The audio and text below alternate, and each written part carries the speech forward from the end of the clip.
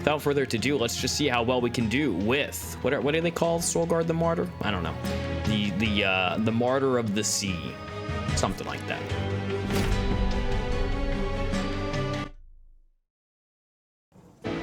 All right. Well, we get Echo Breaks and Foregone Powers, not my least favorite. The one thing that I really like about Foregone Powers are they start infused and they cost 0. So more often than not, you get a little bit better charged echo generation with the Foregone Powers, whether you're playing a Soulguard primary or one of the primaries of Wurmkin. You know, it's kind of depends, but it's nice to see those. No forced infusions yet, or forced echo, no, what are they called? Extractions. There we go, where we actually extract the echoes. So if we add one to the deck, it'll be at our behest. We start with flash freezes, which are really good. Targeted 11 damage turn 1, and then ticking damage is great for any of the flying bosses, which you always have at least 3 going on. Echo snares are really good floor clears. Again, you have a lot of utility with those, leveraging these Foregone Powers. And then drains are always nice to just sap somebody, right? It would help against Talos if we saw a Talos here early on. I mean, it just helps in general, but Talos specifically. Seraph the Patient, not as much by the time you get to him. Sap 3 is not great. But a little bit of sap to start out means you can lean into sap a little bit harder. But Soulguard, depending on who, or what I should say, path you are taking, sap is better sometimes than others. So we'll see. Seraph the Diligence, not bad. The one thing, at least 3 flying bosses, name the 4th one. I guess the 4th one would, I was kind of pairing in, just like the alternatives, like Talos versus Fel here. So technically there's 5, right? There's 5 flying bosses, 4 of which alternate between 2 subsets of them, or something like that. And then there's always Seraph the Diligent, which there's also different types of Seraph, and as well as different types of the other ones. So yeah, maybe the way I phrased it, maybe not. The one bad thing about Foregone Powers against Seraph the Diligent in particular is you need to play a card first to get it consumed, and discarding a card with a Foregone Power, a little awkward at times. So, all right, let's see what our pathing looks like. We got 1, 2, 3, and a late 4th, which is a little rough. So 120 with those 2 Divine Boons. 135, 145, so we're pretty light on Pact Shards. Yeah, we got the biggest trains here, they tell us. So 145 is light. We have a Merchant of Trinkets on 5 with the Divine Boons. Unfortunately, the gold is right behind. Would be nice if these 2 were switched. We're definitely looking for totems then. Don't really want to hit the Train Steward infusions here. So very interesting start. And hey there, Hergood Swagger, Rogue Hobo, welcome. How are you all doing today? Hopefully you guys are doing well. Thank you for showing up and supporting the stream. Let's see what Soulguard we get. All right, so we get 2 interesting ones here. So Vlad early on said they're having issues using either of these Soulguards that are not Titan Channel. So here we are. No worry, Hergood Swagger. We're just saying that we're doing our lore read on this Friday. That lore read down there on this Friday. There's my calendar right there. Check it on your computers if you're on your computer. Hopefully I'm pointing the right way. Either way. But yeah, this Friday we'll be doing it. I should probably put a time in there. Yeah, I would think I'm pretty much gonna start around like 12. No, maybe I'll do it 11 or 10. I'll have to figure that out. Maybe 10 sounds good. I know that some of the other streamers that stream. No, we're doing it on Friday. Sorry there, Hergood Swagger. Yeah, apologies. Yeah, it's been May 2nd officially for a little bit, but Dire Channel is just tough in my opinion. You really do need some good frontliners to make it meaningful. I usually go Soul Guard the Martyr just because it's like a little bit easier to get them going. But I'm not opposed to trying Dire Channel here. It's been a while. So let's go ahead and try it out. I'm not a... Dire Channel hitting the entire floor would be pretty good. I've had some runs where...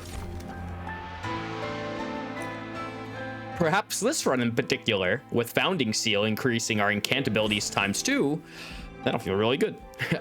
This is like a armor totem waiting room to happen. I was gonna say, most of the way I win with Dire Channel the most is Founding Seal. So this could go really bad if we get like a sweeper. But the one thing I'll say, foregone powers plus flash freezes plus echo snares is the first 2 floor boss killing tools. So even if we leak a little bit, you know, we'll probably be fine. And we definitely want to see units here. Yeah, Dire Channel heading off floors would be, I don't know, it'd be, I could see it maybe having trample. I would stick at, of course we could, no, why were we going slow? Oh no, never mind. I forgot we did the trial. Usually the big sweeper has 6 attack, and I just got a little confused. My little penguin heart got confused. Sorry, guys. Hit the backliner and hit you. Yeah, trample, I think it would be a nice little median. All right, there we go. And that's what I like to see. So we're gonna hit you. We're gonna go ahead and kill this backline. We're happy there. Get no more train stewards up top, obviously. Play there, and it's probably just hit you with more damage. Hopefully once that target is up there, we'll get some targeted damage, and then we'll be pretty happy. Yeah, like that. Let's do this next, so that you die, get a little bit more damage on you. All right, perfect. Now that guy is gonna need to get refreshed. I don't have one more train steward in the deck. Curious if this is kill my own. Oh, well, I can't kill it. I'm gonna be putting you in there and shuffling. This consumes. We have a decent chance to hit the next train steward. That's all to say. I think I do this. Then hit there, and then we're gonna reshuffle you in. Just like a little bit of extra survivability. And then we just like 1, 2, 3, and 4. Like, even if he does make it to the top, I mean, we get 1 stack of damage on him, and we do quite a bit. But there we go. The train steward saves the day, per usual.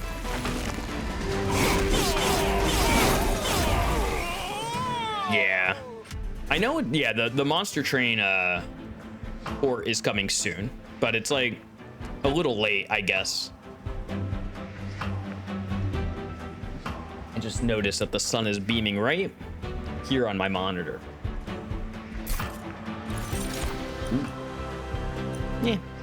So, as always with Wurmkin, anything that says infused should be considered like 1.5 times more than the other cards, just because the infusion potential is really, really big. Unfortunately, something such as Ice Tornado with the foregone powers is not great. If these were just frozen lances, I would definitely take this. The Crypt Builder, it's good. It's probably what we're choosing. Because I guess the way to think about it is, if I play a foregone power, I get the infusion or the echo anyway. So I might as well just take this because it has a chance to hit it. And then if I miss it, then I can kind of just like hard cast it, I guess. And then hope we see something good here. I mean, Bogflies are just nice little chump blockers we can build up. Put a bunch of health on them. Toss them in there. Or we're gonna take another Echo Snare, which I'm not a big fan of. Or Bounding Echoes to do an infusion to the cards in hand. Those are all kind of mid, right? But they're okay. overall.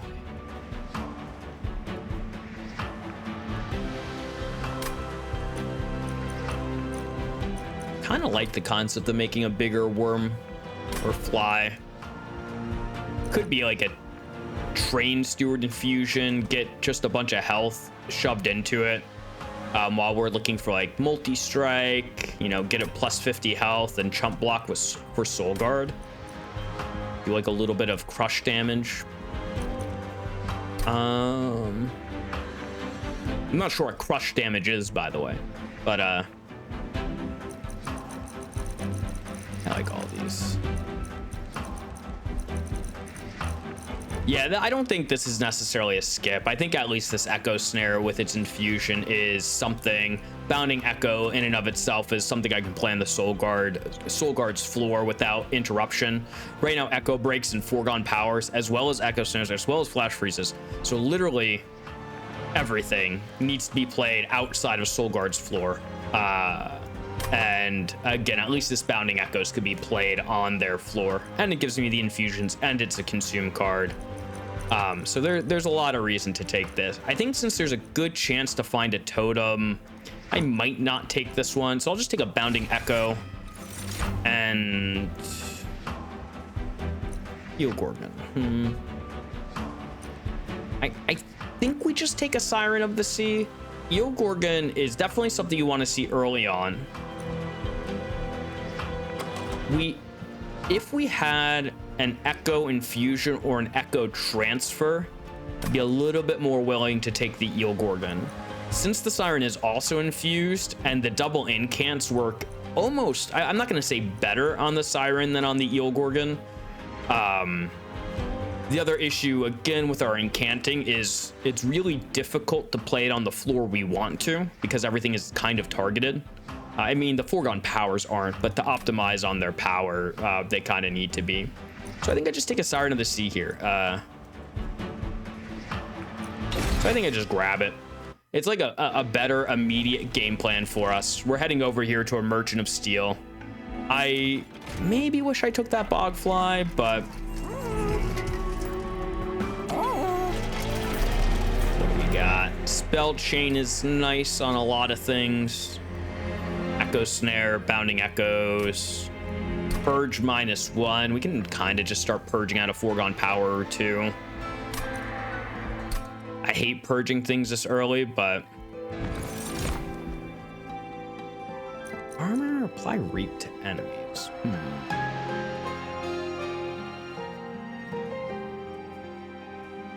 Is that good enough? I mean, we have another Stygian banner here we can just look at.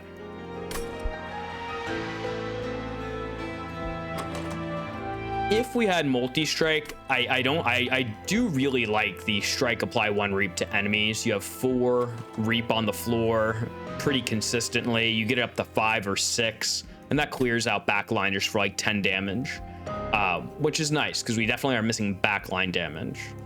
But I do think we can just skip it here, especially since we have the Founding Seal. This is not really what we're looking for. The one other thing we can say is since they are 1 pip eggs, they will fit nicely with Soul Guard as well as our Siren. But as we said, we're looking more for like an armor totem to complete this build. And with double incant, I don't really need any of this, so I'm just gonna re-roll. Okay, that's big. That multi-strike is 1 step in the right direction. So very happy. If we saw Eel Gorgon, we would have wanted to see a large stone here.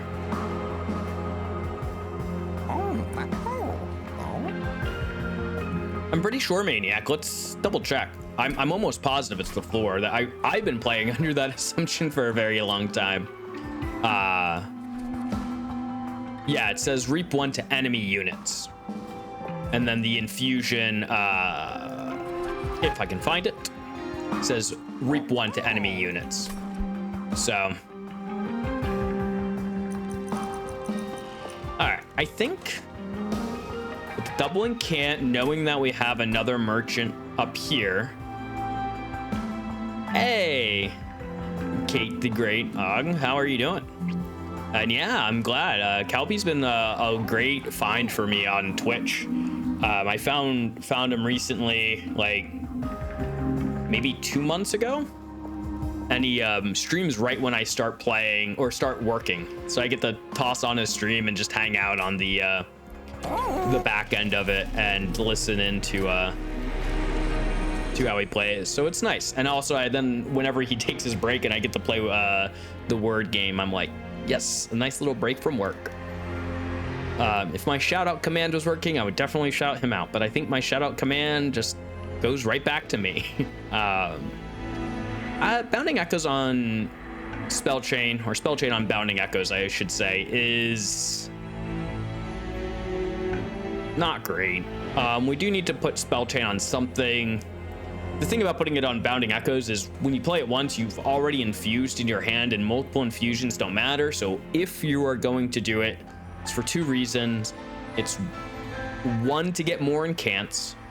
2, it's to play a Bounding Echoes after you reshuffle. That's kind of it. There's not really too many good reasons. There's some other maybe outlying situations. Putting out an Echo Snare just feels bad. Like, my heart hurts when I do it. And then doing it on a Drain is pretty decent. And I guess we're going to be seeing a Merchant of Magic here, so that actually might be the play. Doing like a -1 on here so that we get Sap 6. Spell Chain on Crypt Builder, it's not my favorite, just because like you kind of do need to hit it. You need to have a couple foregone powers already in your hand, and then if you like play it, discard it, and then that happens like again, and then you just have a bunch of Crypt Builders floating around in your deck, and life feels a little bad. So I think I'm just gonna do it on the Drain. I'm good. Not my favorite. And we will begin by purging out a foregone power here. Again, that we might hold on to for at least like a little bit longer. And then other than that, we don't infuse. We have to infuse here probably with the Stygian banner, so fingers crossed. And then hopefully we find like a totem. If we find an armor totem or something there, we'll be happy. Might even, if we take a Bogfly, I might just grab it anyway. Spikes and haste, definitely a little scary. I think with the infusion, we're good. The sap on a particular turn with that guy will be fine. So I think we're okay here. This could also go really, really bad, by the way. So the one thing is Soul Guard. Well, yeah, that guy's a big problem. Start opening looking like not good. A lot of damage, but double incants might save us here. Drake Siren, thank you so much for the 4 months. I appreciate the support. We will win this fight now because of your generosity. I hope.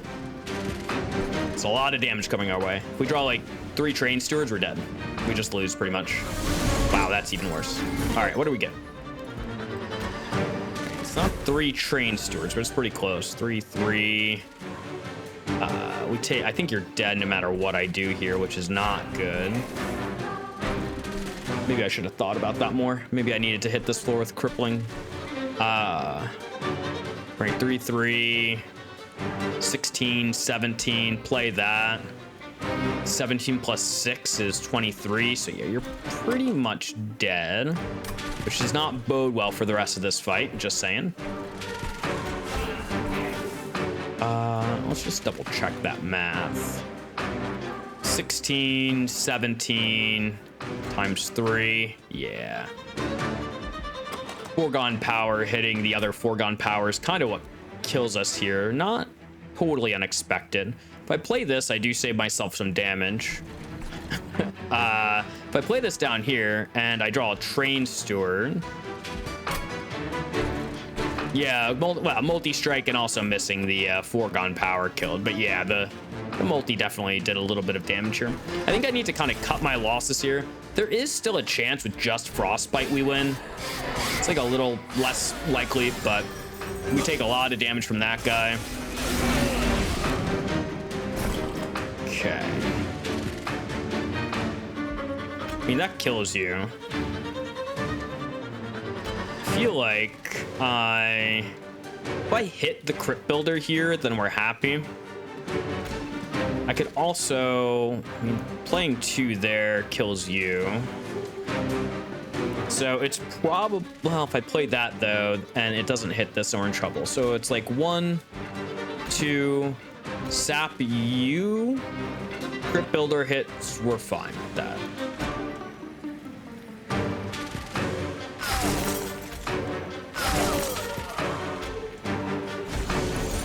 Crypt Builder doesn't hit, we take our damage, and then spikes happens up top. All right, we really need a backline kill right now if we ever needed one. Okay, perfect. This person has sweep, so the train steward in particular doesn't matter. You probably just want to prioritize playing spells on him next turn. So we'll get more reap down here. This will be close for sure. Soulguard getting 1 hit here could be pretty beneficial.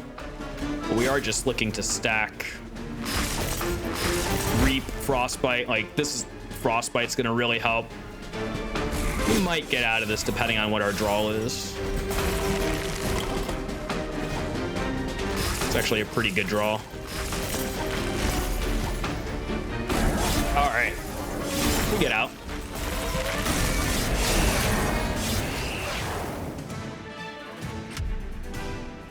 Ooh, a little close. Show me armor totem. All right, none of that is an armor totem.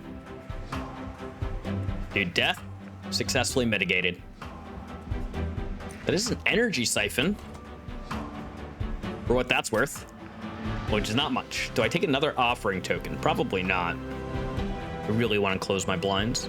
I just have to wait like 20 minutes. We're good. We just have to wait a little bit longer, Penguin. I'm really tired of the targeted cards, though. The infusions aren't that important, but I mean, AoE is good. But I do have 2 reaps. Or echo snares, I should say. We have the multi-strike. Once we get more draw in this deck, we're more likely to hit our cards, get rid of more train stewards. So like, this is fine, but then I just can't play it. It does have an offering though. Just like another, a little bit too hefty of a card. I think I'm just gonna skip on this one. Don't feel great about it. It's an echo transfer infused. That's definitely something to toss on here. Pretty easy to play. And since it's infused, it generates charged echoes on the floor. So if we find anything that's based off charged echoes, we're happy. It procs our incant. It increases our damage. It's the 15 +2/+2. So it's like 19 damage increase to you, plus a 6 damage increase to Soulguard. So it's like a 25 damage increase right now overall. Well, times 2. So 19 times 2, 38 plus 6, 44 damage. Somebody else check the math. I have already done it twice. And if there's one thing I say on this stream is we never do math twice. We're gonna head right here. We're definitely looking for an infusion. Large stone. And these make me feel a little bit better about bigger bosses.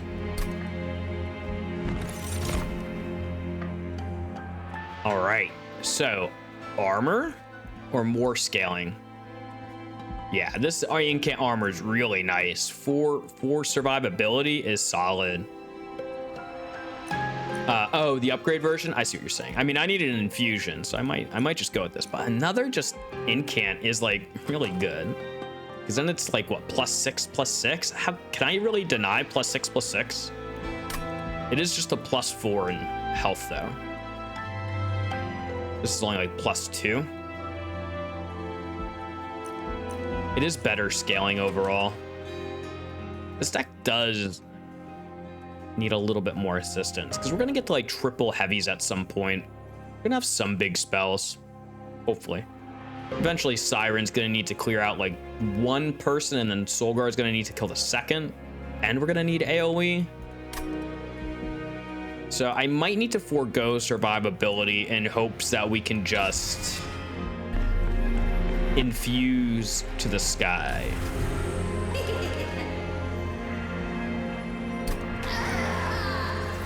Might not do anything. The question always is, what do we duplicate 5 of?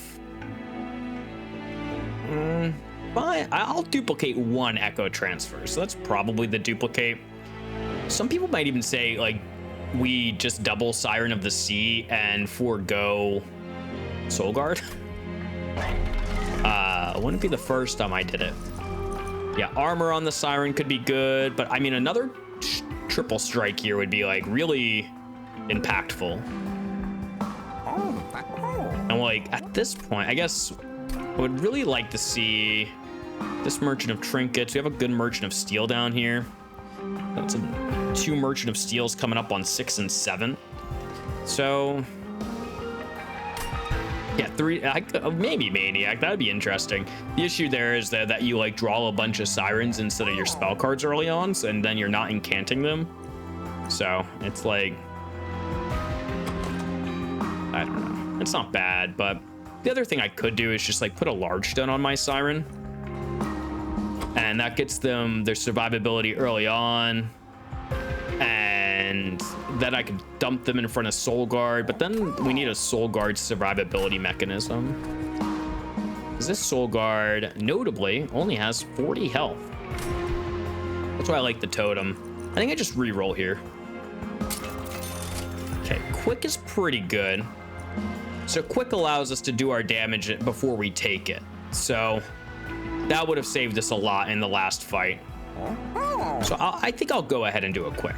My rule is that before going into this concealed caverns, or really any concealed caverns, if you can upgrade a unit to have both upgrades on them, then that leaves space for a free upgrade. And then in this cavern in particular, we have the chance to get a duplicate 3 if there's, or sorry, duplicate 5 of something. There's nothing here that we really see that we want to duplicate 5, but we'll just not touch them yet. Maybe we'll find like the kill backliners for damage, or sorry, money. We could find like a nice orb here that we might want to add the damage on. There's a couple of things here that might be better than what was there. Hopefully not a Dante though, because we always skip Dante here. Interesting. Nice little ember deposits, huh? So this is just more mana. Taking the Abandoned Stave. Pretty much becomes a boss relic once we get going. We could take the Calcified Ember. It does turn into 3 0-cost cards that say draw, gain 2 Ember. And that could be really good for our incant strategy, right? That represents 18 damage and health for this person. Hey, Tiny, how are you doing? Hopefully everything's okay. Hopefully, I don't know what my pass is for, but the weather's doing great. I was on an a 9-mile hike today, and it was beautiful. So, it's Calcified Embers, man. 60 pack shards, 25, 40, so that's 100. And that would like represent 70 if I do a really light infusion. So I kind of need to infuse here. It'd be like a double Train Steward infusion, probably, unfortunately. Unless, again, I get those armor totems. Or I can commit to duplicating.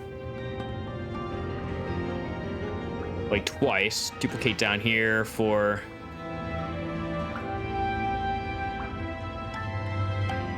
Merchant of Magic, Hellvent instead of going to this place. So I would have to Hellvent 2 things here to pick up the 30, which means I would have to put the 2 upgrades on probably Crypt Builder and duplicate that 3 times until I get to ring 7, or I guess maybe this will also give us some better things.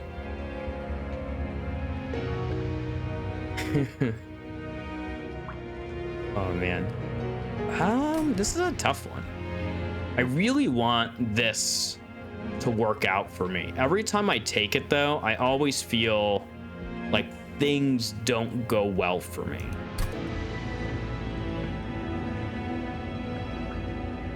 Just need to get through this battle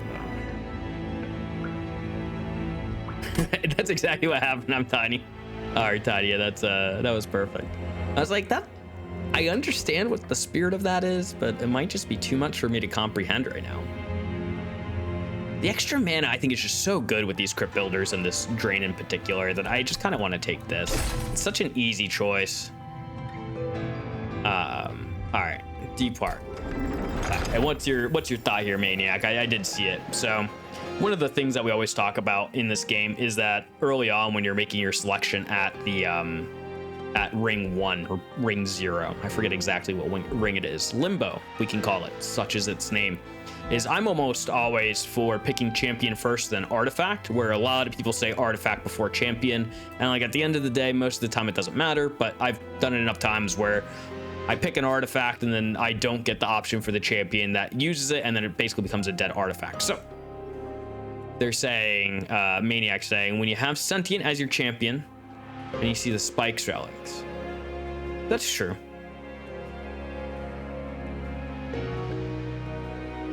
I could maybe see that. I think we still run into the same issue, is what if you pick a Spike relic and then you don't get the Spike Sentient? Then you just have a useless relic. So,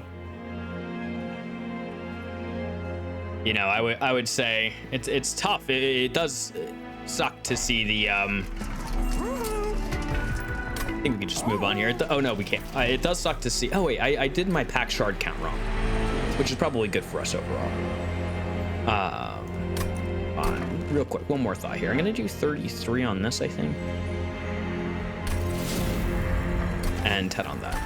Yeah, it's like unfortunate to see the spikes after you've like given up spikes, but if I've already chosen to not go spikes, then any spike artifact can easily be written up.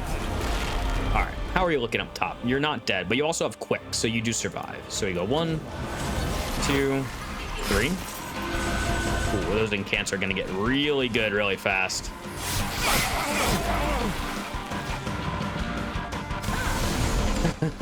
Thank you, Tiny, for giving us the easier version of it all. I'm just gonna stack the damage on you early on. Our person has quick up top, so we can really just stack top. As long as there's only 2 units, this one back here might get to us, but as long as we kill the middle one, we're good. Once we get to 45 damage up top, which is happening now, thanks to our extract, we're good. This kills you, and then we're at 75 now. Yeah, just their 2 health damage kills us, so.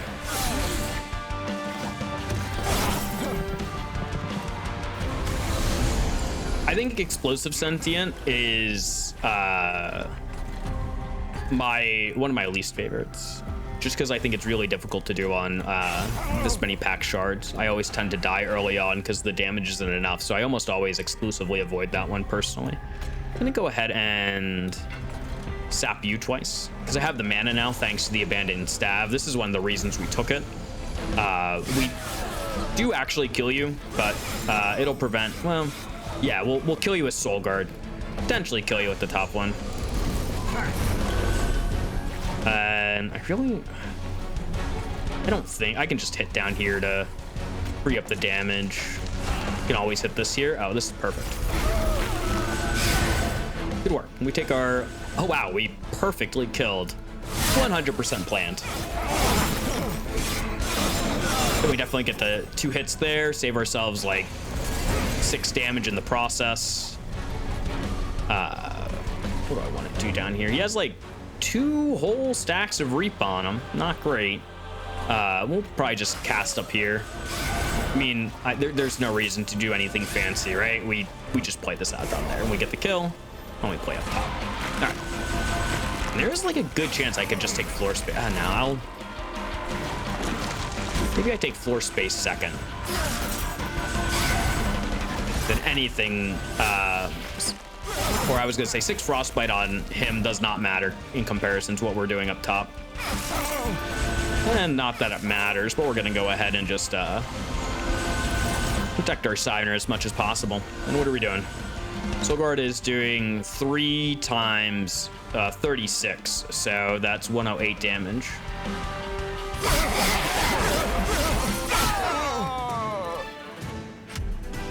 Yeah, if we could find space or the shrinking ability, those would both be possible through Deep Offering with Abandoned Stab sounds really good. Yeah, we're definitely taking this Deep Offering. This actually might be one of the better Deep Offering picks I've seen in a while. Speaking of good picks, this Bog Chrysalis ain't really it. Although I will say a Bog Chrysalis with a Siren infusion with the Founding Seal can be really, really powerful. So let's see. The one thing I know we looked at the pathing is like if we're gonna go duplications, we miss out on these concealed caverns, or at least one of them. I think I'm just gonna skip here. Yeah, we just skip. We take the draw for sure right now. We might take floor space later. Typically a Siren with multi-strike and soul guard in the back line is enough to carry us through the rest of this. Very rarely, unless you're getting the you know, mass amount of units on the floors here, you're able to leak until you hit, you know, 5 people, and then even then you're getting maybe 20-ish damage on average, so you mostly can handle it as long as you can clear maybe every other wave. And we're kind of already on that feel, so yeah, we don't need to worry too much about doing anything fancy just yet. The fanciness will come after this Arcus, I'm sure. Pick up floor space, go to this Hell Vent, something like that. For now, we're just gonna go left Merchant of Magic. We don't have much money, so this artifact place might not be good. If we do get the money challenge there, we'll probably take it. -2 on a Deep Offering could be pretty good. Just like refresh your hand for free after doing whatever you want to do. Holdover, I feel like there's probably a good holdover target. If I take this holdover, then we are definitely not going to the left here. But these are like, this unstable vortex is somewhat important, because right now we have 4 train stewards and 2 blights in our deck. So we kind of want these 6. I'm okay with keeping the 2 blights in here just because they do pay for themselves thanks to the bend and stav. Unless we draw them both on the same turn, then like they're kind of a net neutral, but we discard enough to where we might just discard them, and at the end of the day, it's 1 damage sharp higher, so who really cares about that? He says, maybe caring about it. But I do think the holdover on this Echo Infusion is just so good for our current build, because again, we have Quick, so Quick protects our health overall. So the holdover on Drain could be good. It's just a little too expensive. And I mean, like, they're not attacking us early on in the Seraph the Diligent fight. So I think I can just like focus on my scaling right now. This gets us like, this is the holdover on Drain's really good for the late, for like rings, well, really just the Seraph and Divinity fight. Whereas this holdover on Echo Transfer is good for the rest of every so forever, he says. Well, that's a skip. We might be infusing 2 train stewards here, guys.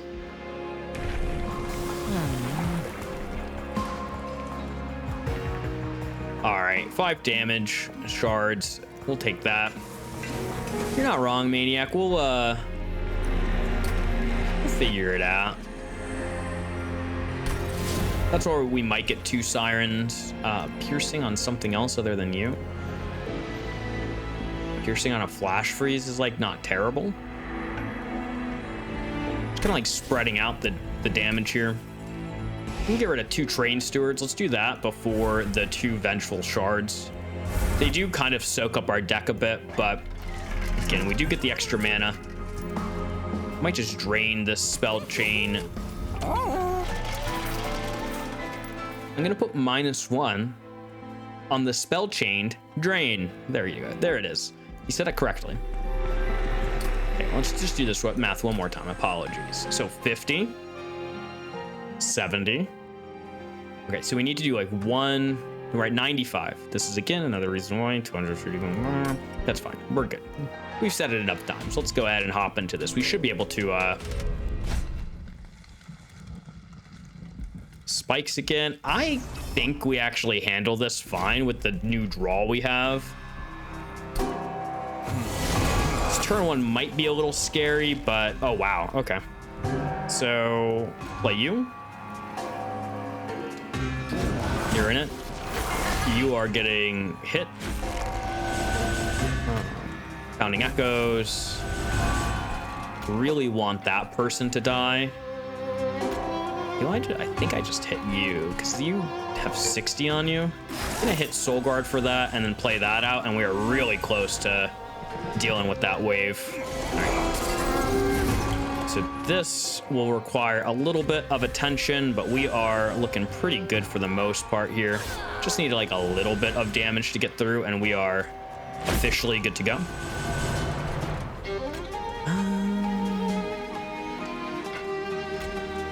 I mean, let's just kill you with this, right? And that's probably the best way to handle. Oh no, I want you dead. Okay, you're dead. And then let's just go ahead and hit you then.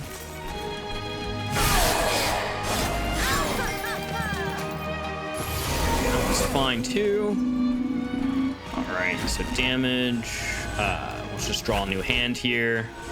That is exactly what we were looking for. Kind of. How much are we doing? One. Yeah, we're fine. We're just taking spikes damage at this point. Quick, definitely saving us a lot here. That's the scariest floor we've seen so far. Piercing, you do 18. It's like hit. You take that hit back.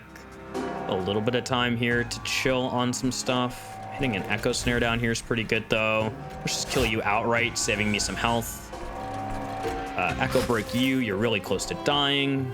And then we're taking 13, mostly just because you explode, not because of any sapping.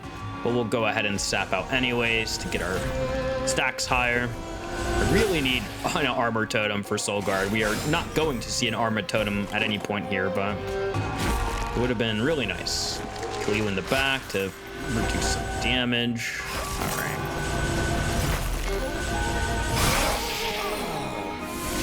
This guy is a little scary, but we do have the Drain, which is kind of the answer for him. So we'll just go ahead and do that.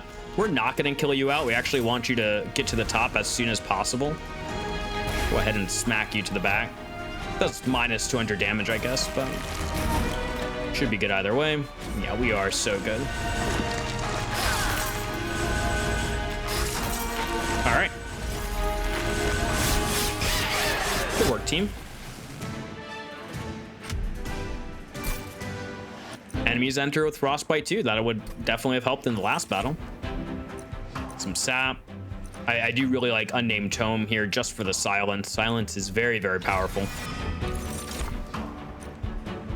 Okay. Return a card and give it Consume and make it -1. That's really nice to help thin out the deck. There's like not that much stuff we're really looking to hit over and over, but definitely the Drain could be an opportunity for us to duplicate and then use Return Soul to thin out the deck, potentially against Seraph the Diligent, to then play Drain on it a bunch of times to help us survive. I do really like that, and it's also infused. So I'm thinking that,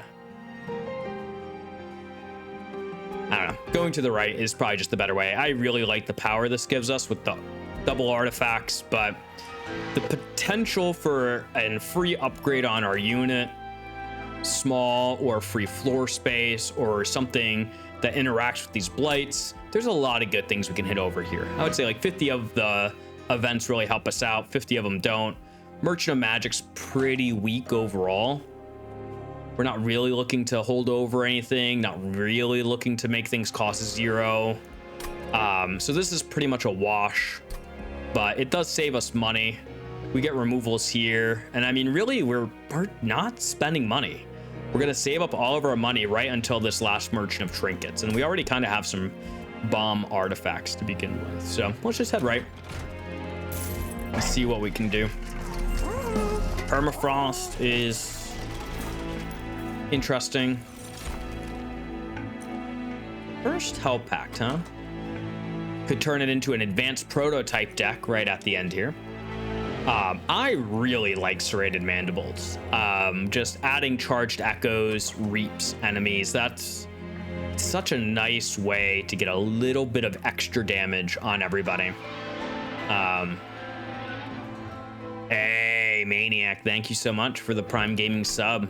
Yes, definitely will last until Monster Train 2 comes out, which coming out in May 21st, everybody. And of course, if you don't know, this Friday we are doing our lore read, which we hit our goal down there. We'll take the whole day off, probably starting around, like, let's say 10 a.m. Eastern, moving into the end of the day whenever we decide to end it. And then Monster Train that week, the 21st, 22nd, and 23rd, I took off of work so I could stream with y'all as much as possible. Yeah, if we had anything with the first Hell Pact, I do like the Pact or the spikes, particularly within Stygian and Wurmkin, doing the sap and frostbite, or just the straight up reap on all floors. But if I'm worried about reap on all floors, then Serrated Mandibles answers that question. And we already have sap in the deck, and we technically have frostbite. But no, I really do like Serrated Mandibles. All right, and then we could just go Concealed Caverns here, and hopefully we get a Tiny Stone, and then we win the run.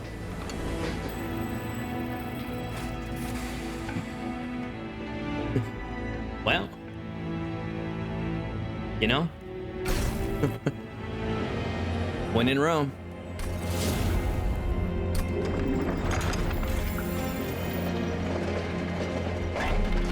Okay, so we go Hellvent instead next round, most likely. And yeah, this is all right. Spell Shield 2, Harvesters of Death. So this is one of the ones where they have a lot of people on the floor per each spawn. Now, it's not armor, it's Spell Shield. The rules of containment will hit some of the smaller guys here, the Sycophants, who have 1 health. When they're upgraded, they do have 10 health. We're at 125. I don't know the breakdown, but if there's 4 units on the floor, then at least one of them will probably have the 1 health. So we might get hit by 1 overcharged tank that Soul Guard will then kill for us, is my hope. So we do this. I mean, it really doesn't affect us too much, thanks to this rules of containment. Most of our spells we care about have either the frostbite damage associated with it. So this 8 frostbite's usually enough to get a kill. One of them has a piercing on it. And then the only thing I'll say is maybe the echo snares might have been able to get a couple of additional kills, but we will have more than enough. We have a lot of answers, I think, for that Seraph. Yeah, so this is like one of the floors that you could be like a little worried about, but you know, the overcharged tanks we're mostly concerned about are the ones that give armor to the full floors. So as long as it's not that, we're good. The one thing that's like kind of an issue again, though, is like playing up top here. I could hit Soul Guard, but I really don't want to. So I think I just play this out. And I'm gonna go ahead and hit this one in the front. And then thanks to the Serrated Mandibles, we get a kill here, which we're not. This is again the issue with this type of deck, that we don't really hit top too often. However, we are like now good. It doesn't take long for us to pretty much find what we need. This is the 9 health guy I was talking about that could come in and just get killed. So this floor is already resolved for us. We'll go ahead and pull this back, get an Echo Break, play this out here. I'm not really worried about. I can actually cast out a Train Steward here, because I can turn around and just kill him. Get more stacks on there. And then we just cast out top here. Hitting that is really, I just want to guarantee that we kill both these guys at once. So I need 95. Actually, I'm going to need 105 to kill him. But again, we're good. 100. Taking 10 from that guy still? You're dying to reap 10? Why are you only taking 10? Well, I know you're taking 10 because get the 2. Where's... Oh, because, yeah, we already know the math. We're fine. I'm just dumb. I'm going to go ahead and... No, we don't need to do it on that floor yet. I'm just going to go ahead and kill you. And, I mean, that answers all the problems. I was just, like, trying to figure out my life for a second, I guess.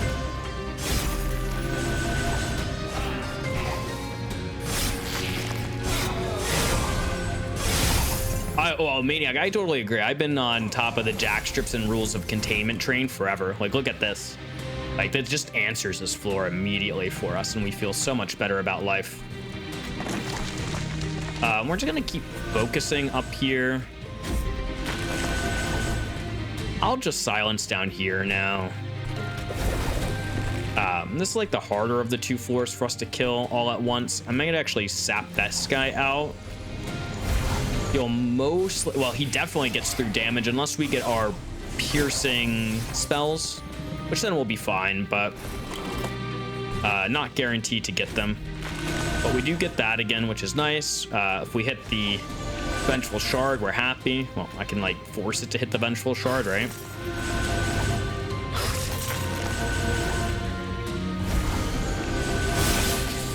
Doing 200 on the back with Soul Guard, don't forget. We do have the Sweeper here, who is a bit annoying. I mean, we do win just with this person alone. Nice hit. A little bit of sap, though, will go a long way.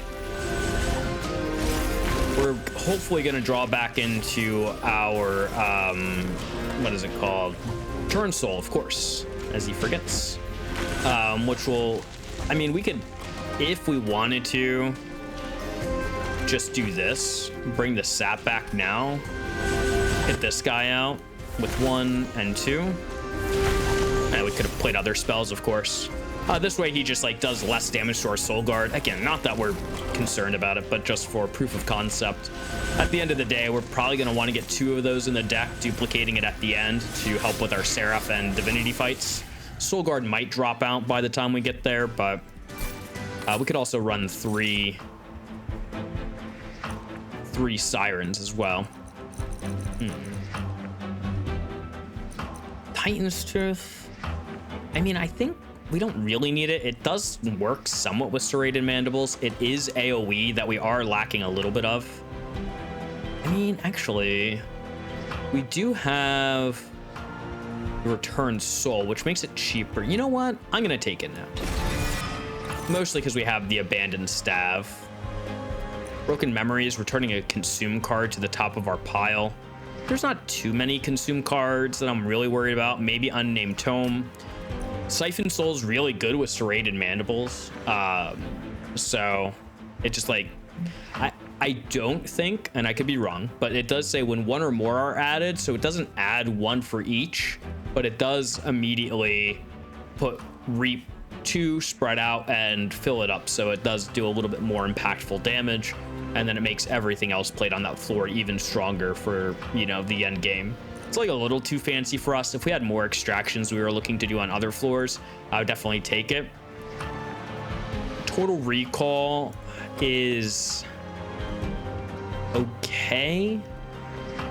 Echo Transfer, we just would never play beforehand. But I already have a card that kind of does something similar, right? That Return Soul does it. If we find a spell chain on that Return Soul, we are even better off than before. And yeah, we just go left here. Get a little bit of health, which I'm like not the biggest fan of just picking up health, but when you're at 43 at this point, I'm fine with it. And of course, we just take the Siren of the Sea, pushing us to 150. So 25, and then another 25 here if we want. I have never played Swords and Soul. Swords and Souls. Not once. All right, Arcus, what do you got? This is a failure. So if you're ever curious on how to remember the Arcuses, because one of the Arcuses does come in with a lot of stealth, which, as we've mentioned with Consume Seraph, is an issue.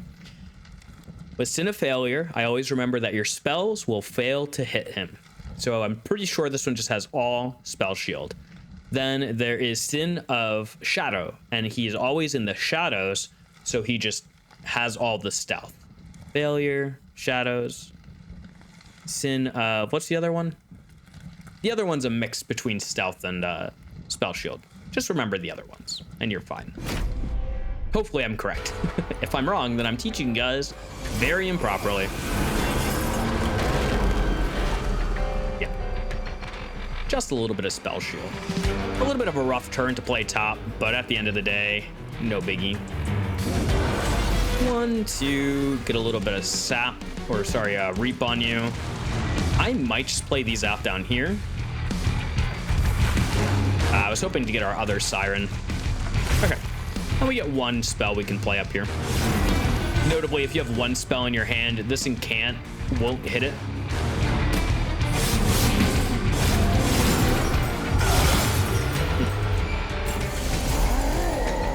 I don't know if that incant ability actually affects your incant. I'm assuming it would. You're at 16, so you're not dying. I really just like to stack damage on Arcus as much as possible. Hit that guy out a little bit. We're not necessarily primed yet to do all these kills.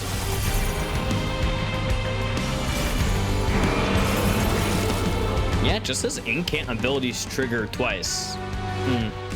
Might test it out. Like almost positive it will, but I mean, want to do it for science, right? Let's just play you here. I think how I need to do it is just play this out. No, interesting.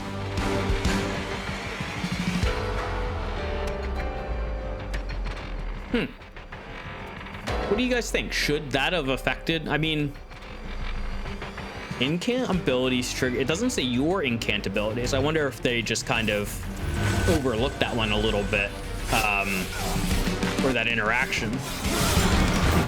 Interesting. Welcome back to the top. What can we do to you?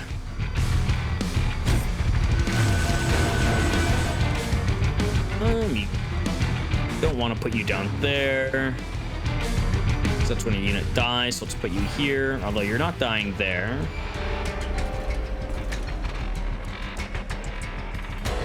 Oh, that's true, yeah.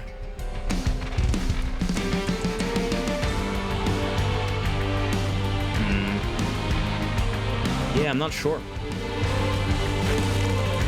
Let's go ahead and get even more frostbite on you. And then we can go ahead and start draining you a little bit here.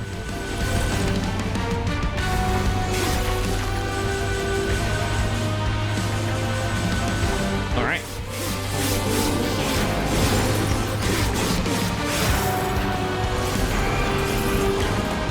Spelling up top again.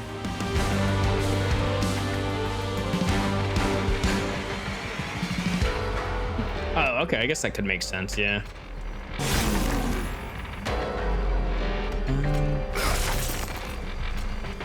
I mean, do you want that to be held over? I'm just gonna keep on frostbiting you. I mean, this fight's already in the bag. But might as well make it in the bag a little bit more.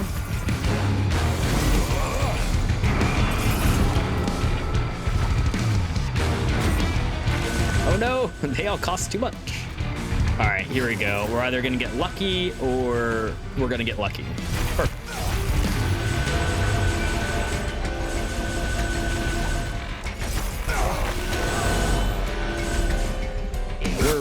I think we're doing okay.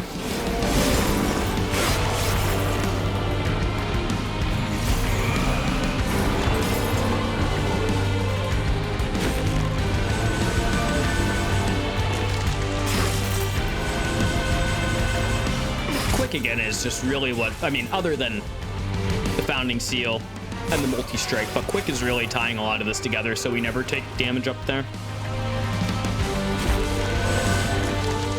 Not that we're at a point where we couldn't handle it, but yeah, definitely need to do the game at ultra, or was it super ultra speed with double incanting? Just because it takes forever.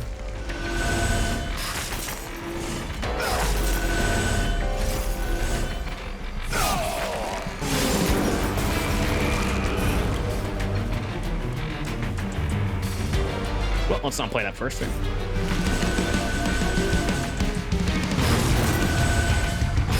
And then we always hit this at least once with our drain. All right, looking pretty decent. Doing what, 4 or 350 with Soul Guard.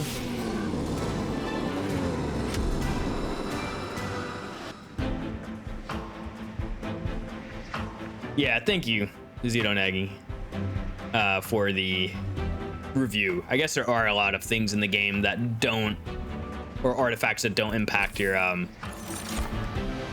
enemies. So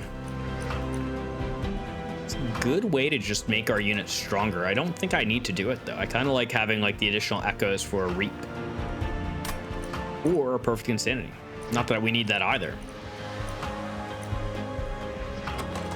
It is infused though, so it's like, but like 15 damage, just almost, yeah, we're pretty close to getting full Pact Shards up top, right? It's like 4, 6, 24, 48 damage on play. Yeah, the Tiny Stone's definitely gonna come in, Wrath, into play quite a bit, as we already saw. It allows us to not take floor space here. We can probably take draw. Perfect Insanity is another one. If we had one artifact that helped generate echoes, I would take it. But right now it is just a card I can't play too often. I don't know, I'll take an Echoes of the Past. Or we can just keep taking draw here. We're very happy to keep going down that path. And speaking of pathing, to the right. It's like, do I want an artifact or a little bit of money? We're gonna have like 1,200 gold coming out of here. We're always going to be able to take this for the most part. So just going to the right allows me to maybe find even better things from the Concealed Caverns. We definitely skip the Merchant of Steel, and the artifact can just be an artifact, right? Versus the 75. We already have as much money as we need. I don't think I need too much more at the Merchant of Magic, so merchants are pretty useless for us. Get another Purge at the end of the game, which could go in a Foregone Power easily enough. Plus 30, I was kind of saving for this Crypt Builder. 110 damage is good for like 70% of the enemies on the rings between ring 3 and 7. Once you get it to 260, then it does kill everything. Let's see what we get here. I am not a Cheater's Hand fan. I will say it once. I will say it again. It's a very powerful artifact, so if you're playing on your own time, take it. But I don't like playing with it on stream. It's just like too many extra clicks, and getting like any type of draw in the battle will like negate its effect anyway. So I'll just take a Temper Talisman. I'm not gonna feel great about it, but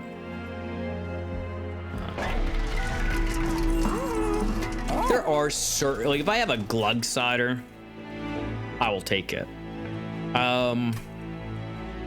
Because putting a Glug back on top like that is one of the biggest answers for you. And outside of that, can't really think of too many other reasons I'd want to put something back on top of my deck. Restore health. Just give me an additional 10 damage on a unit. Could be pretty fine. It's kind of a wasted event overall. So, I mean, the additional health could be good, but I'd rather maybe just do 10 damage. So most of the time, the X cost card, even though I restore health, will mostly count for Siren incants, and putting 10 damage on a Siren is pretty equivalent. All right. And not a Titan channel here. The 60 health could come in handy at some points. I think we just go 40, and at some point, Soul Guard probably dies to Divinity, and we just kind of accept that. All right, Purge.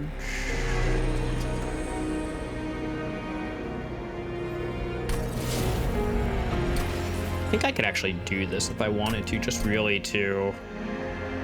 I think we're gonna do it. Just do a Train Steward infusion. Very powerful, I know. 30 damage on that. It's pretty good. but I'm gonna have so much floor clear with sweep or quick anyway. All right, and we can go ahead and just remove this train steward package right now. It's like a free removal, saves us pretty much 90 gold. Sometimes good to get our Pact Shards higher, although we were pretty positive we're gonna go to this Hell Vent and complete things anyway. But we could tack into the removal of the Vengeful Shards too if we need to. So it gets us some optionality. Spikes, huh? This is a toughie sometimes. But the serrated mandibles and the rules of containment gonna help kill off these little guys, so we'll be quite fine, I think, overall. Get him. Oops. I mean, honestly, just probably play this out right now. Kills everybody, gives me a little bit more time to set up, and then I'm like kind of fine just returning this and playing it right now. Just accelerates our killing potential for floors such as that.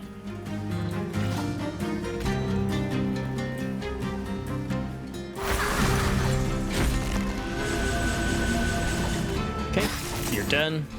Bust that out. Do want to kill probably the guy in back there. You're gonna probably die next turn. Let us go ahead and honestly just do this. Okay. Just need to like spread out a little bit of damage on those guys. Those two in front are dead. A deep offering's gonna come in, or sorry, the unnamed tome's gonna come into play here.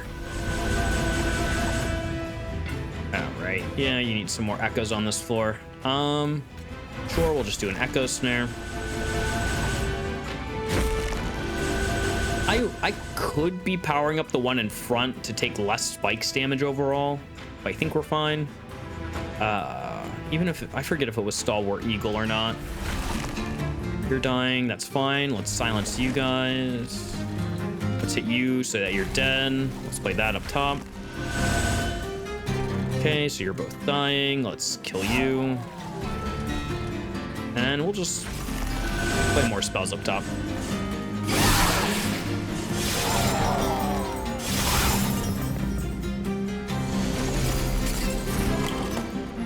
Just another convenient rules of containment kill on these guys. Just another showing of how it's good.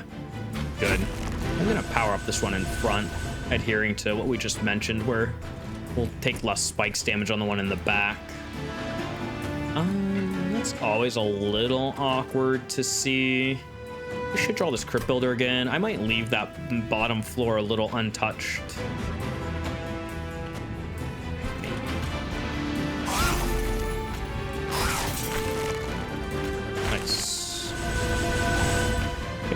Keep giving some more stacks to the floor while sapping Soulguard. High level tech right there. All right, so either we draw our AoE or we don't. I might actually just AoE that floor, which we did draw it. So this is where I was saying we could actually mitigate some damage. So you're only taking 5 now. This floor is a little scary, so I'm gonna re-tech into doing it to you. Let me go ahead. And I'm just gonna hard cast this down here, I think, so that everybody dies. I'm gonna go ahead and give you some sap and just keep casting up top. 80 damage is enough to survive this one. It is quite a bit though. And then we're at our brief respite. Doing 130 does actually 9 kill you faster in the front. We do like a little less damage, and then actually that does kill the backliner, which is good. So I think we're pretty much sweeping to fruition now. I'll just go ahead and keep protecting our health on the back there.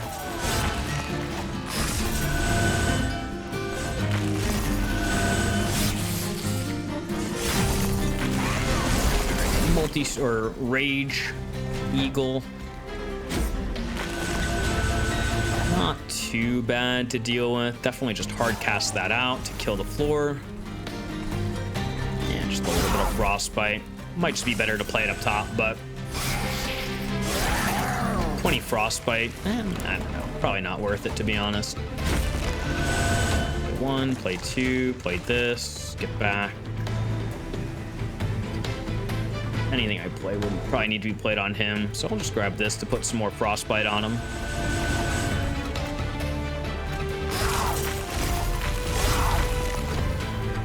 And I mean, we just do so much damage early on, he's dead anyway, but, you know, we like to protect our people as much as we can.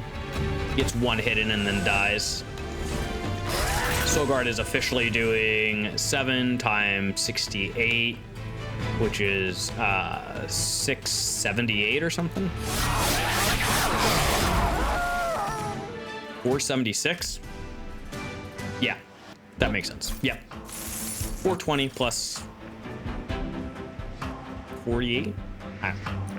The math was not there. Ice Storm a little late here.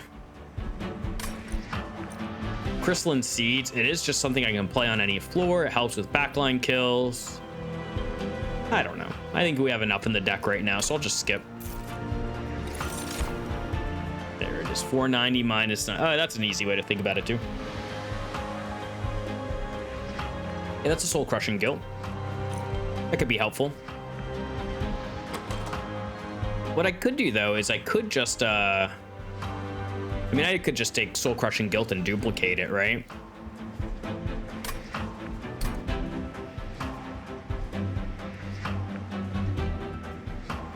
I was thinking about duplicating the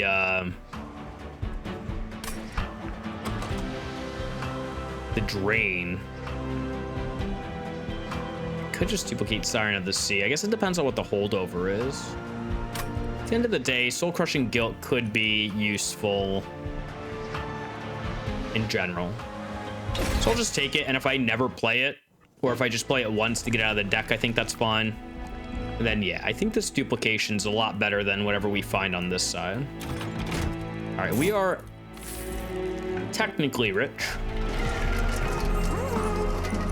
Oh. Well, sure. This is awesome. Scourges being 0 means we don't even need to really worry about removing these from the deck too much. Dazed helps us against Seraph the Diligent because some of the people come in and add blights to our deck. They also add 3 blights to begin with, and Base Charge helps us play out our Echo Transfer and our Soul Crushing Guilt. A little bit of anti-synergy with this Echoes of the Past, but I don't know.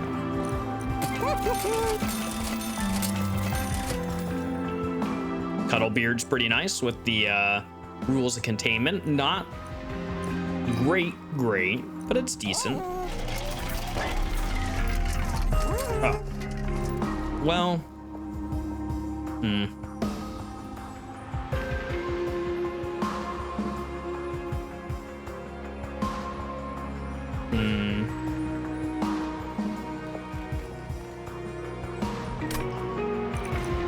That does seem pretty good.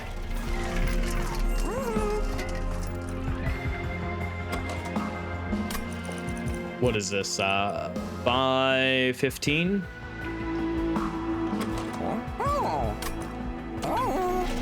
515, 95 is 910. 970, so I wouldn't be able to buy whatever's in the slot next.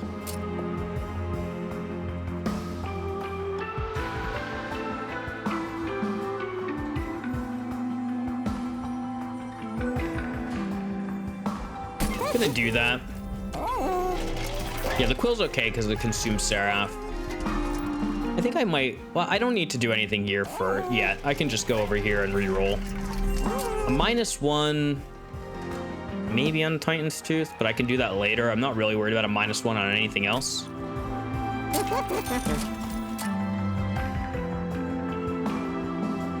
Permafrost is not really what we're looking for.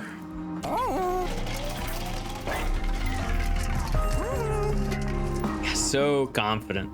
I could actually put Permafrost on the Soul Crushing Guilt. That might actually be good if I can't play it for a turn. And take the Cuddlebeard. So basically it's like 8 damage before getting to top lane, plus some serrated mandibles make it 10. So I'm like kind of okay with that. I can maybe get it to 15. I think I just duplicate a Siren here, right? Just let the incants keep rolling.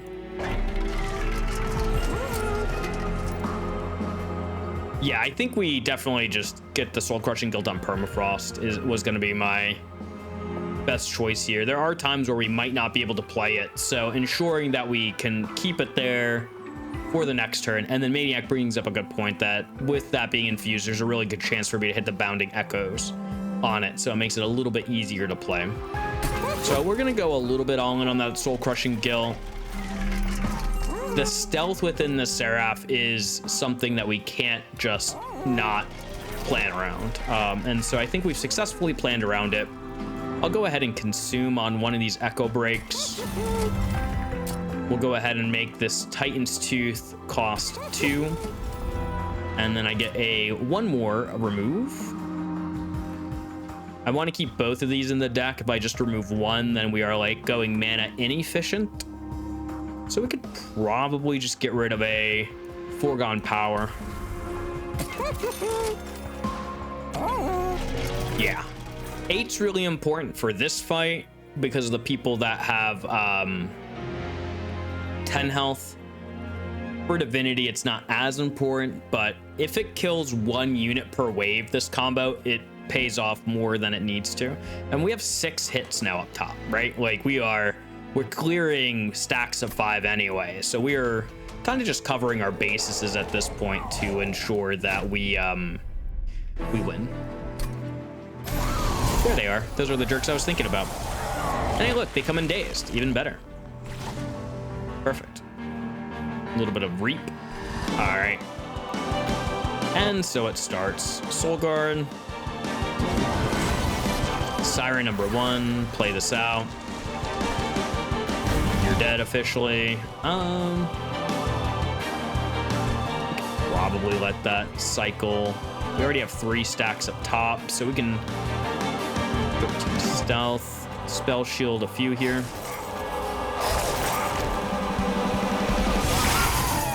Good work, team. Hey, they keep getting dazed. That's great. All right.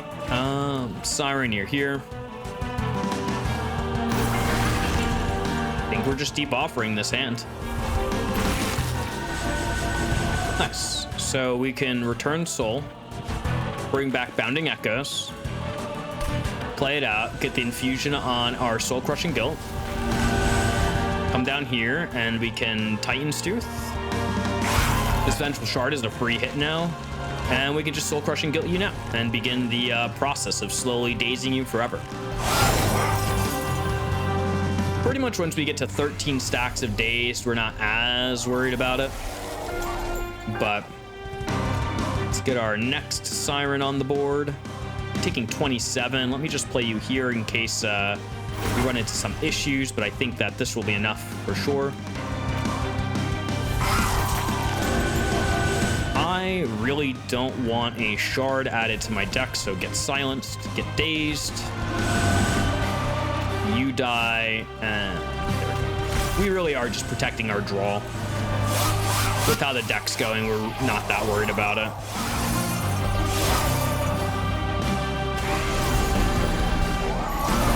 It's a perfect floor just to play out the Soul Crushing Guilt when we can. But of course, we're just going to do an Echo Snare to begin. Get rid of the consume aspect. And yeah, we're just up here, just boop. Echoes of the Past now. Hey there, Gosbinette. How are you doing today? Hopefully you're having a good one. And just give you more Frostbite for fun. Wow, did we daze every single one so far? That 50% is like 100%. Feeling borked today. That's awesome. That's all we can ask for, you know?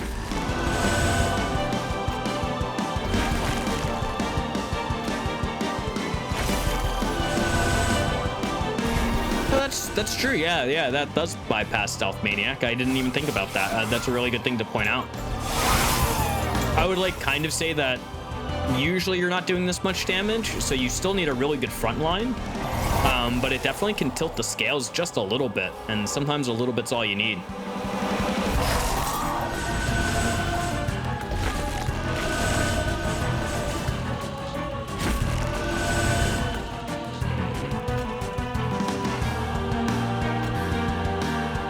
I'll just accept you doing damage to me, I guess.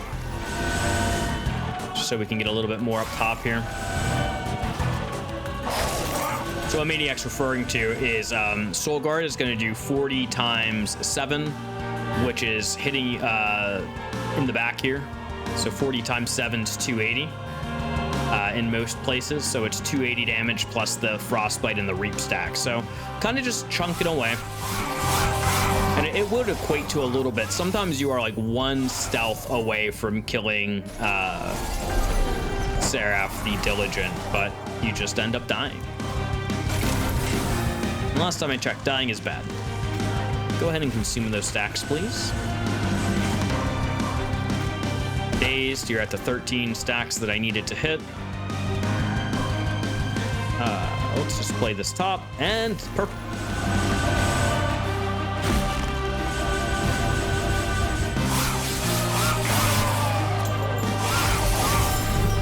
I wonder if we're going to be able to play top against Divinity. Ooh, that's a hand.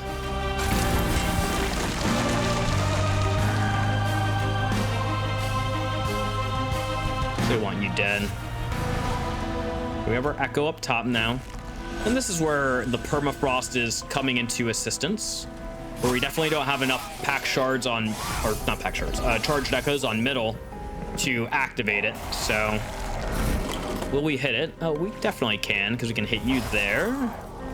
We can play this out. I mean, we officially hit it now. Still can't play that top, but I mean, with how much dazed we have, we're good to go. All right.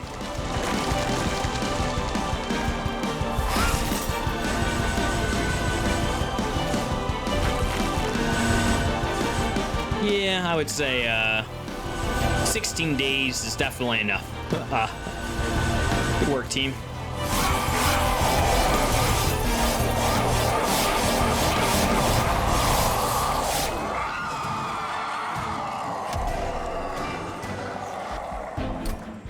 Do we see it? Nope. No blank pages this time.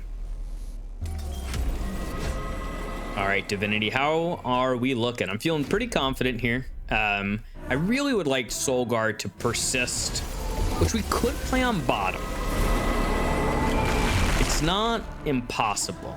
The thing that's impossible is our early stacks of health here. So you are at 22, and we can definitely put ourselves in an odd position, but 19 sweep damage is equally as scary, and we do have concussive coals to help us out down here. So if I play bottom, we do kill the backliner. This guy does hit us. Actually, we get a couple of hits down here, and every time we play, we get 6 health, but they do a little bit of damage back to us. I really would need to see Soul Crushing Guilt early on, and Sap. I mean,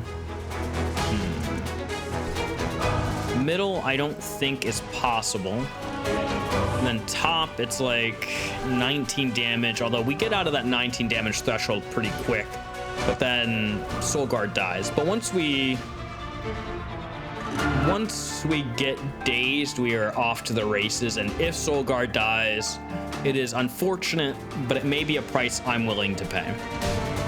And like, these guys are just doing some extra damage on top of their regular, like with the rage, they're just doing a little bit of extra down here, where when they come up here, they're gonna end up dying thanks to the frostbite. So if we play on bottom, we're just risking. Oh, I have 2 Sirens. I Somehow didn't see the second Siren in my hand. I don't think that changes my thought process here. No, I think we just play top still.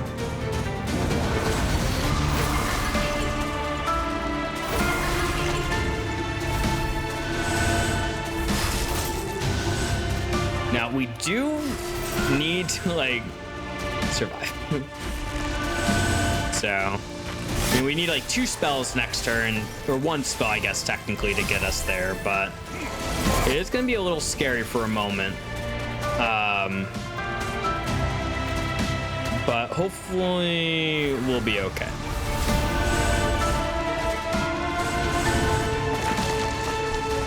I think I need to just cast this out up top to get us over the next threshold. We're doing a lot of damage right now, but we're all right, come on. Dazed any point in time would be great. Now would be amazing. I understand that you didn't show up, and that is fine. Or sap would have been really nice as well.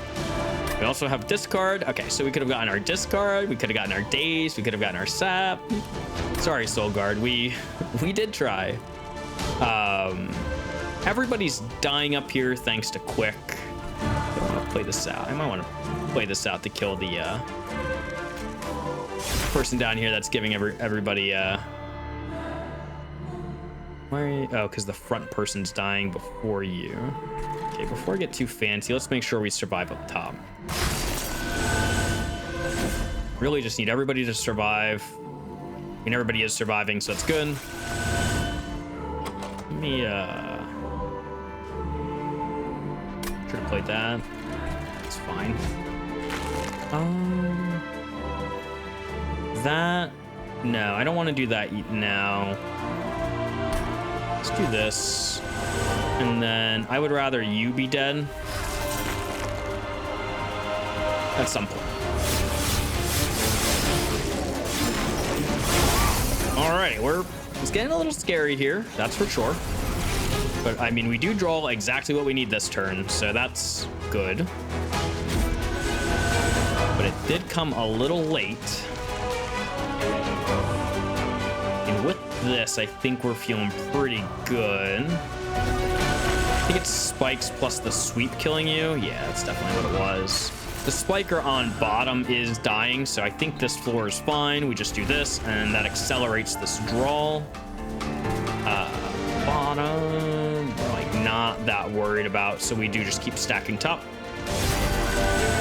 We kind of hit everything out here. Return Soul, Echo Break.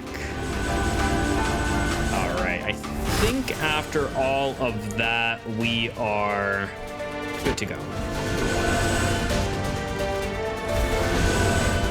Man, so sad we couldn't save Soul Guard. We had more or less 3 answers in the deck that we needed to hit to save him. A little bit of armor or something could have helped. Oof, that's a rough one. Some might say that maybe getting rid of the Vengeful Shards at this point would have saved Soul Guard, and I would not be in a position to argue that.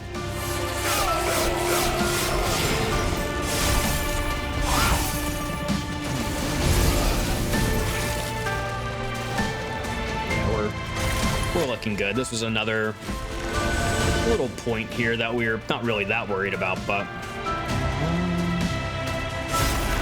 we're not. Interesting.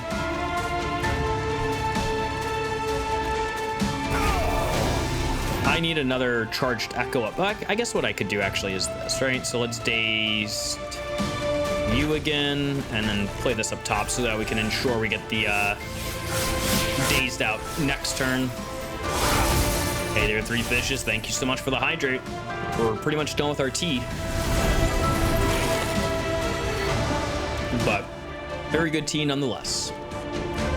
All right, I think we, it's a little awkward again now. If I play this, we eat all the charged echoes. I think we get the 1 back. I think, no, we would, we generate the echo and then consume, right? So that's why it says 24 right now. And then we'd have 1, 2. We could play this, but then again, we can't play this. So I think the Daze is better than just getting that out. Play this. Can't play that, so that's fine. We'll just hit Divinity. Now we can play it. Now I can play this out. And if I want to play Dazed again, I shouldn't do this. So I won't. The Daze is way more important than 12 damage.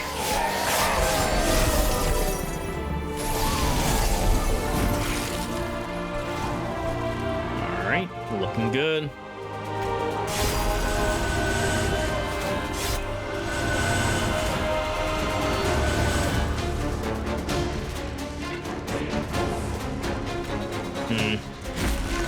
We find more issues playing it, but again, that's why we did the permafrost. Yeah, that's true. Totally true. Where, yeah, I could have just done it on 0 and have gotten 6 damage. Definitely should have done that instead. Thank you for pointing that out. Don't think it necessarily like impacted this run in particular, but you never know when a decision like that's gonna matter.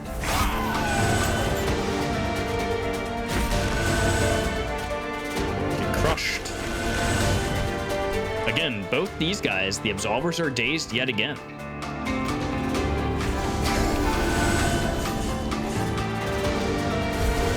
Take a little bit of sap with my daze, please.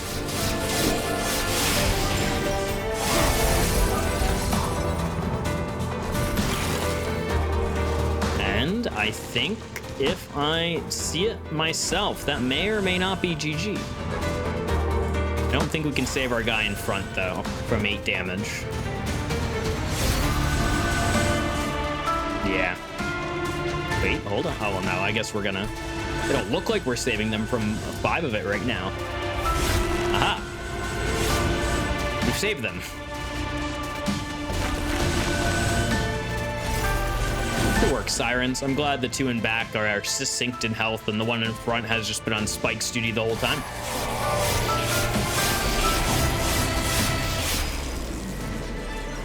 That was a nice little run there. The Founding Seal definitely just